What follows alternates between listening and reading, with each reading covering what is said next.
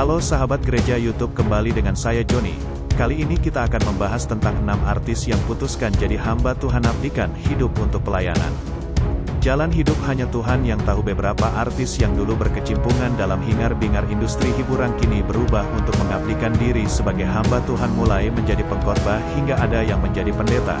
Penasaran kan siapa saja daftar artis yang abdikan hidupnya untuk menjadi hamba Tuhan dan melakukan pelayanan? Inilah tentang 6 artis yang putuskan jadi hamba Tuhan, abdikan hidup untuk pelayanan. Jangan lupa untuk klik tombol subscribe dan nyalakan loncengannya, agar nanti video baru dari channel gereja YouTube akan memberitahu kamu kalau ada video baru. Terima kasih, selamat menonton.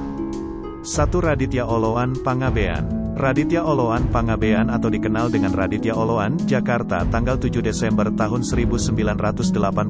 Sosok suami artis Joanna Alexandra yakni Raditya Oloan yang kini abdikan diri menjadi hamba Tuhan. Raditya Oloan Pangabean selama ini dikenal sebagai suami dan ayah yang begitu mendukung istri dan anak-anaknya dengan penuh cinta. Menjadi pendiri Love Academy pria kelahiran tanggal 7 Desember tahun 1984 ini kerap membagikan nasihat-nasihat tentang kehidupan percintaan juga berumah tangga di media sosial.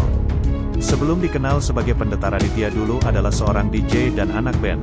Tak mau menutupi masa gelapnya, Raditya Oloan belak-belakan pernah memakai ganja sabu, bahkan menjadi pengedar.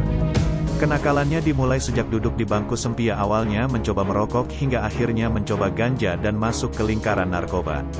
Bahkan saat kuliah pernah masuk penjara. Melalui akun Instagram miliknya @radityaoloanradit mengungkapkan pernah aktif menjadi DJ pada tahun 2006 sampai tahun 2012. Sayangnya saat itu masuk dalam pergaulan bebas. Raditya Oloan juga mengakui dulu melakukan seks bebas sampai akhirnya kekasihnya saat itu, Joanna Alexandra, hamil. Mengetahui Joanna hamil, mereka sempat berencana menggugurkan kandungan.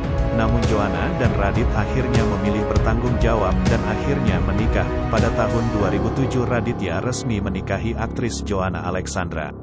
Ketidaksiapan mereka yang menikah di usia muda sempat membuat keduanya sering bertengkar di awal-awal pernikahan. 14 tahun ini gue sama Joanna, waduh, nabrak sini nabrak sana. 2S lebih besar dari karena kita enggak mulai dengan kesiapan. 2007 Joanna hamil, tutur Raditya saat itu.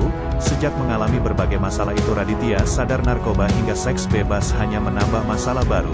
Ia akhirnya memiliki hidup yang lebih bermakna dengan kembali ke jalan Tuhan. Raditya Oloan mendirikan Love Academy, juga menjadi pendeta di Gereja Muda untuk Indonesia.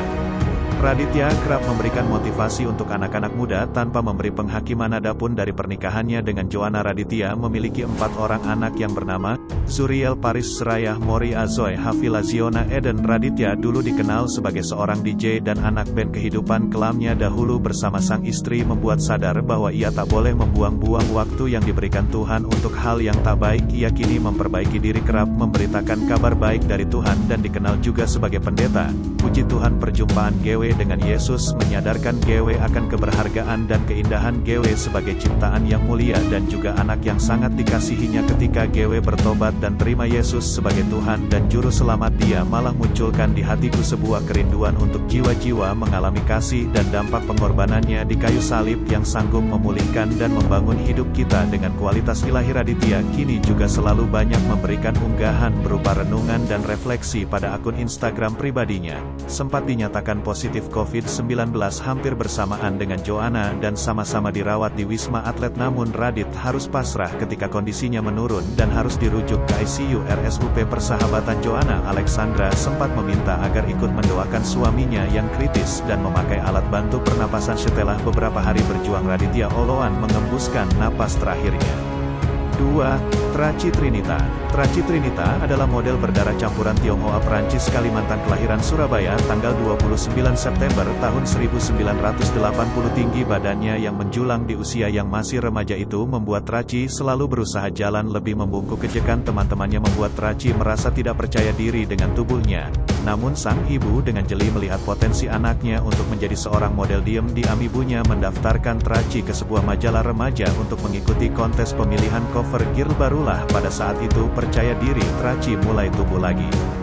Time sama dengan 0.4S lebih besar dari dirinya telah menemukan dunia yang bisa menghargai tinggi badannya, yaitu dunia modeling. Traci yang dulu dikenal sebagai model dan pemain sinetron Aku dan Dia. Ya, Traci kini sudah mengabdikan dirinya untuk menjadi hamba Tuhan. mantan supermodel Traci Trinita menjadi Kristen, meninggalkan industri untuk belajar teologi di Oxford dan menjadi pendeta. Dia sekarang perjalanan dunia membagikan Injil. Awalnya dari sebuah desa kecil di Bali, kehidupan Trinita berubah ketika dia memenangkan kompetisi pemodelan dan pindah ke New York untuk mengejar karir di industri saat ia masih berusia 15. Awalnya, dia terpikat oleh kekayaan dan kemewahan yang dijanjikan di dunia modeling. Saya mengira bahwa jika saya punya lebih banyak uang saya akan lebih bahagia, jadi saya mengejar modeling untuk kebahagiaan, meninggalkan teman-teman dan keluarga di belakang untuk melakukan perjalanan ke New York.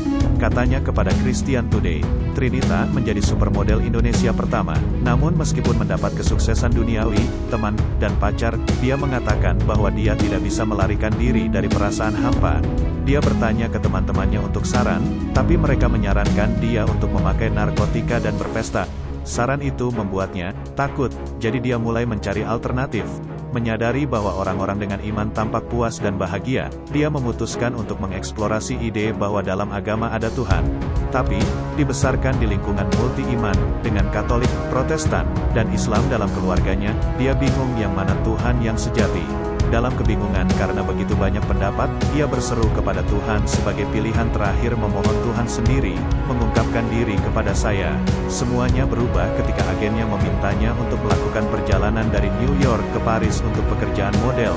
Setelah tiba di kota, dia bertemu dengan seorang gadis yang mengundangnya ke gereja. Trinita pergi ke ibadah dan ia berkata, Tuhan menjembatani hati dan pikiran dan benar-benar menghibur hati saya. Saya merasakan kasih seperti yang belum pernah saya rasakan sebelumnya. Dia yakin dengan realitas pertemuannya dengan Allah.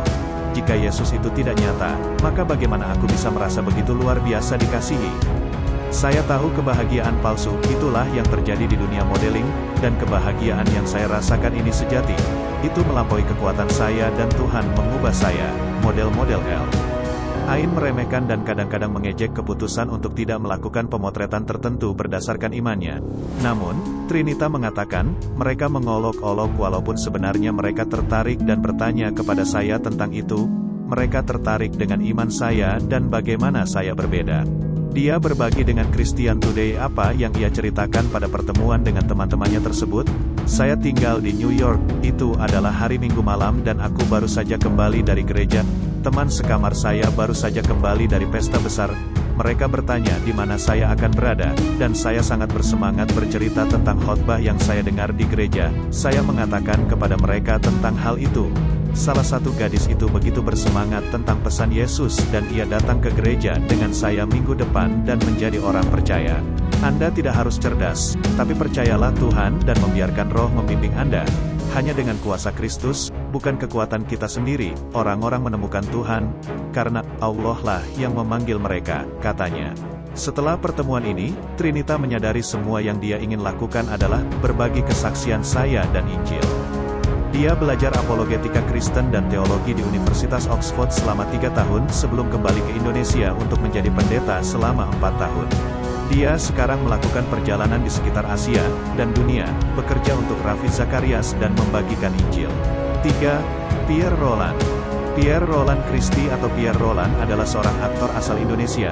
Ia telah memulai karirnya di dunia hiburan sejak 1995. Pierre telah mengawali karirnya sejak berusia 14 tahun. Kala itu ia terjun ke dunia modeling. Ia kerap muncul di beberapa tabloid, majalah remaja, majalah fashion. Setelah itu, ia pernah menjadi salah satu finalis pemilihan Cover Boy. Dari situlah, gerbang karirnya semakin terbuka lebar yang membuatnya dibanjiri tawaran main sinetron.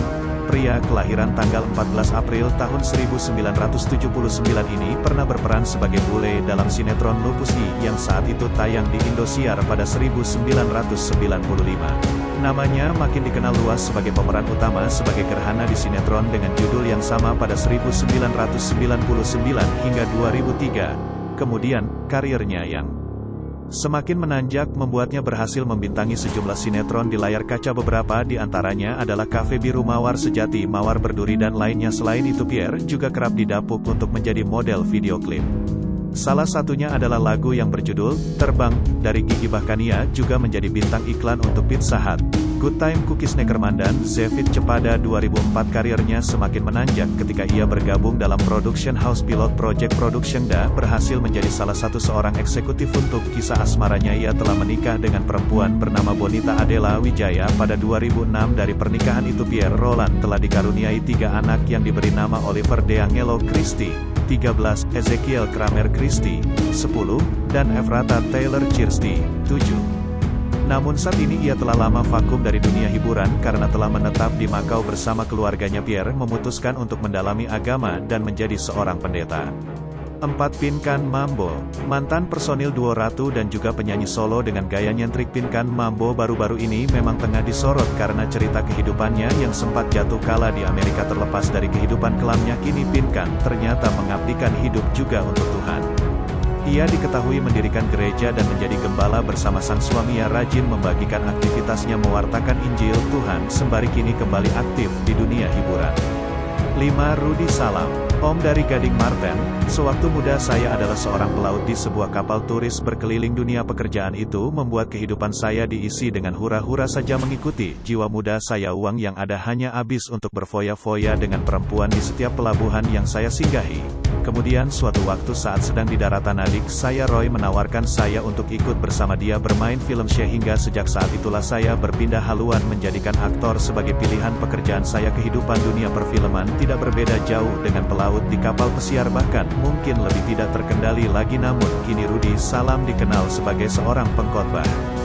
Lebih besar dari ia beberapa kali melakukan kesaksian dan juga mewartakan Injil ke beberapa daerah. Karena merasa mampu mendapatkan pekerjaan sebagai aktor dengan mudah, hal ini membuat saya juga menjadi meremehkan kehidupan. Jalan hidup saya seakan tanpa tujuan dan tidak ada artinya. Berbagai masalah timbul silih berganti, hanya karena hidup saya saat itu dekat dengan perzinahan dan perjudian. Semuanya habis sia-sia, semua uang saya habis entah kemana. Sementara keluarga saya sendiri hampir tidak pernah menikmati penghasilan dari bermain film. Saya ingat, keluarga saya hidup sangat sulit. Walaupun nama saya cukup terkenal dalam dunia perfilman, saya tidak menjadi ayah dan suami yang baik, dan tidak dapat mencukupi kehidupan keluarga. Kami tidak mempunyai tempat tinggal yang tetap, hanya pindah-pindah kontrakan saja.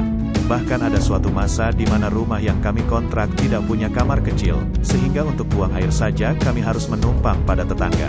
Pada tahun 1990, Roy mengadakan acara Natalan di Salatiga. Kemudian saat acara Natal dimulai, pendeta yang seharusnya berkhotbah belum datang juga. Kemudian datang kabar kalau pendetanya mendadak sakit. Roy dan para pengurus acara itu langsung menoleh pada saya. Mereka meminta saya yang khotbah. Saya sangat terkejut, karena sebelumnya saya tidak pernah berkhotbah, tapi ini keadaan darurat. Maka saat itu saya pun berdoa sungguh-sungguh untuk Tuhan memberikan kemampuan saya berkhotbah. Dan ajaibnya, entah kenapa, saya bisa berkhotbah dengan lancar saat itu. Namun kini, Rudy Salam dikenal sebagai seorang pengkhotbah. Ia beberapa kali melakukan kesaksian dan juga mewartakan Injil ke beberapa daerah. 6. Javier Justin, host insert. Javier Justin juga dikenal sebagai seorang hamba Tuhan yang taat. Meski ia sibuk sebagai host, ia tak melupakan pelayanan dan bisa dibilang cukup rajin melakukan pewartaan Injil. Buat sahabat gereja YouTube, apa pendapatmu? Dan jangan lupa tinggalkan pesanmu di kolom komentar. Terima kasih sudah menonton video ini. Salam toleransi. Itulah 6 artis yang diketahui kini mengabdikan diri sebagai hamba Tuhan. Ada yang 100% menjadi pendeta, hingga ada yang menjadi pengkhotbah dan pewarta Injil.